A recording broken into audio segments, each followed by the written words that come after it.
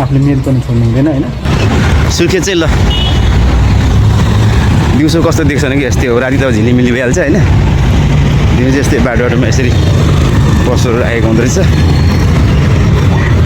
सस्तो चाहिँ कति सस्तो पर्छ।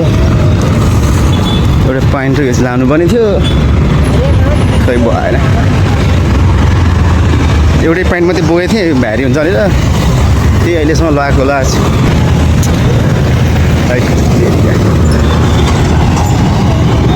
अब यहाँबाट चोक आयो, यता कप जान्छ। एकचोटि सिधै जाउँ न फरेस्टसम्म होइन। यस्तै हो, जति टाढा हेऱ्यो त्यतिसम्मै यस्तै छ यहाँको। ल बिल्डिङहरू त त्यहाँतिर गयो। त्यो चाहिँ के हो, धुवा च्याक्को आएको थियो अघि। यो चाहिँ के हो, पुरी? झापा यहाँ डुल्नु आएको कस्तो रहेछ भनेर। खोइ अनि यहाँ ए अहिले बन्दैन अङ्कल? के चिकन के अरे? ल हो त्यसरी यहाँ आउनु होला है। सुर्खेतको यो के भन्छ चोक?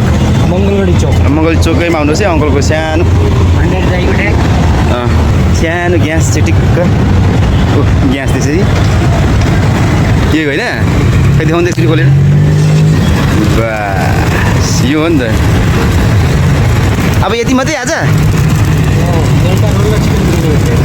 ए अर्कै बन्छ यहाँ?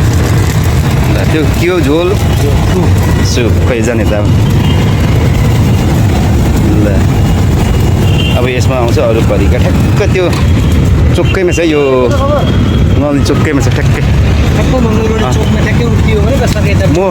मलाई त उहाँ उतारेको थियो र पनि मैले यो देखेर आएको क्या।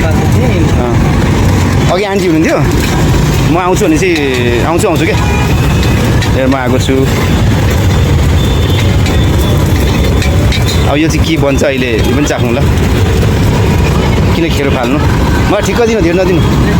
भयो भयो भयो भयो म फाल्दिनँ कि। अङ्कल यति हुन्छ, यतिको अङ्कल 100 होइन? अरू के आउँछ यहाँ? है नाल्नु भयो, म फाल्छु क्या फेरि। अब म कहाँ खाने यहाँ है? बस्ने पनि टक्क राखिदिनुपर्छ, सिन हेर्दै खाने। बाटोमा बस्यो यसरी।